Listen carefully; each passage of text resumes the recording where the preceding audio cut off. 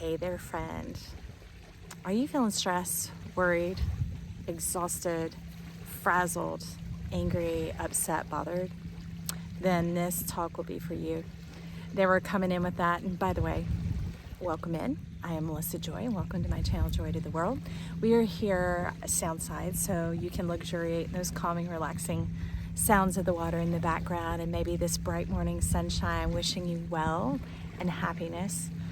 So they were talking about celebration squashes intimidation. And I was like, I love that. I'm gonna step on with that.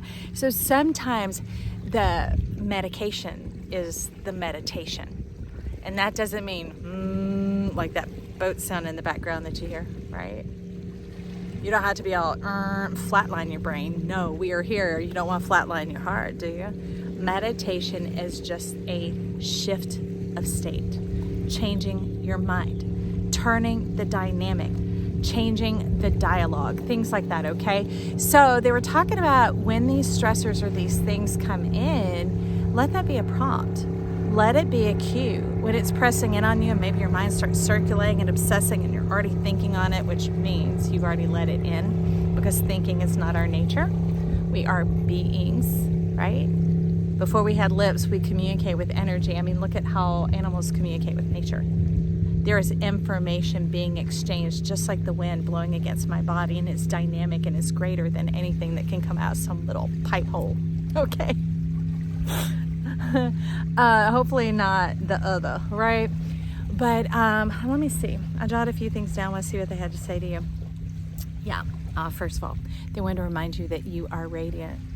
Anybody needs some refuel yoga? They do Kundalini and stuff like that. They're a neat husband and wife couple. It just popped up on my phone, which is why I'm sharing it. But anyways, when it comes, you just transfer it. Let it be a prompt, almost like somebody tapping you on the shoulder trying to get your attention. And then say, that's not me. I am peace. Because peace is the greatest power that we have. It is our center point. It is our self. And when we start from there, it's like affording ourselves a clean slate, being squeaky clean, being in the center of ourselves. We're not getting that rub or that friction or that resistance. We're not getting out into the other. Because if you grew up in the area that I grew up in, you get put into school. And somebody's set above you and they give you all these linear things and tests, and you have to sit down and check these marks and do all this. So that's often how we try and handle our problems and difficulties coming at us, and we don't know what to do about it. But we're organic beings, we're dynamic beings, we are nonverbal and verbal beings, right? So that sense of how we feel, we don't know what to do with it except to try and act and respond and to pattern after how we were trained to adult, overcome, conquer, accomplish, whatever else when we were young, growing up through school. We have these sets of things that when you complete this, then it'll be over. But that's why people often set aside joy, happiness, love, peace, thinking it's at the end or the side or around, all these prepositional words, but really it's in. It's in. And so we come from that center point of peace. And when you do that, just breathe in and say, that's not me. I am peace. And all of a sudden, it's like in a tug of war. You just gained an inch. And you know how they say, if you give me an inch, I'll take a mile? Do it. Do it, because just that moment of space gives you room to reflect and think about what you're thinking about. Meaning, feel yourself and feel the dynamic of, do I like this little bit of space I just got? Or do I like that thing squeezing me and squishing me and twisting me and turning and pounding me and controlling me, or maybe getting me all worked up or whatever else, right? Because often those things are occurring because it's something that you're either, you're not in a place to deal with it, right? Either externally, internally, whatever. Time, money, situations, whatever else. And then we just try and chase those things, and then we're stressing and stressing. We're further and further outside of ourselves, and we're looking like all distorted, okay? And probably feeling distorted. And then once you lose home base, you lose that connection, like a phone line, how do you find your way back home? And then we're just talking about through the breath and through the conscious choosing. not through the conquering, not through the accomplishing, not through the achieving and check marking and reducing down and things like that. It's coming from that place of being stressless.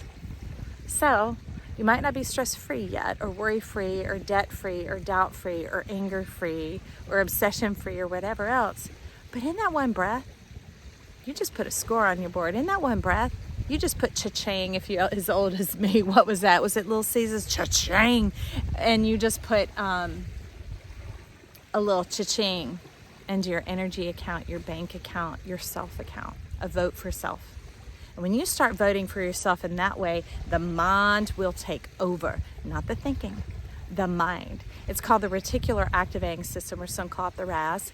And it's like if you think all of a sudden somebody wants to get pregnant, right? Everywhere they look, there are people with baby carriages. There have always been people pushing around with baby carriages. It's not this community has no pregnant people, no people with babies. This one does. And all of a sudden you're like, everyone. No. It's also like if you think, I want old light blue Ford pickup, even something vintage, and then you'll see it out when you're passing a Dunkin' Donuts, or you'll see it in the neighbor's front yard. Somebody will pull up to visit them, and you'll be like, oh my God, that's exactly what I want. And that's that thing. It takes the power of suggestion and it brings it to you. That's why we're not thinking beings. Those things that you think you're obsessing on, or angry about, or stressed about, or worried about, or doubting on, are suggestions. And we can become such close friends with them, familiar liar with the lies, that we just keep letting it in and thinking that we're thinking it, and thinking that we're thinking on it. When really you gave it a key to your door, change the locks and be like, or if it comes on in, say out. This is my home. This is my body. This is my life. And I may have felt that way at one time, or thought I felt that way at one time, but no more. I changed my mind. I changed my mind. That's it. I'm good. I'm good. That's not me. All right? I am peace. And so you just take that deep breath and exhale out of your mouth, because it gets the old air out of the bag. It's like deflating a raft or something that you blew all that obsession into, or all that stress, or all that worry, and it fills up your head space, right? Creates this pressure. That's who they're talking about. So some of you may have these headaches, or stress headaches, or pressure. What they were showing me is literally you're storing your breath in your head.